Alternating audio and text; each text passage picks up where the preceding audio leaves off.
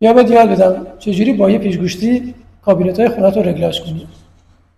یه لولا شامل 2 تا پیچ رگلاژ و معمولاً 6 تا سوراخ برای جای پیچه که 6 تا سوراخ برای مهار کردن لولا روی در و روی بدنه تعبیه شده. 2 تا پیچ رگلاژ، یکی که رو نزدیک به دره و یکی که رو به داخل کابینته. این پیچ زمانی که در بسته است در رو به سمت چپ و راست میبره و این پیچ در رو نسبت به بدنه یونیت عقب و جلو میکنه. حالا بیا یاد بدم چجوری در رو رگلاژ کنیم. یه زمان هست در بسته نمیشه و به درب کناریش برخورد میکنه.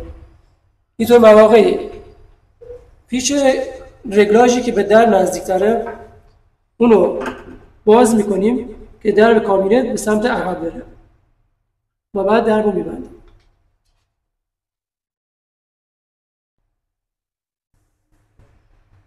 یه زمانی هم درها اینجوری از رگلاژ میافتن که نسبت این در نسبت درب کناریش جلوتره و زده بیرون.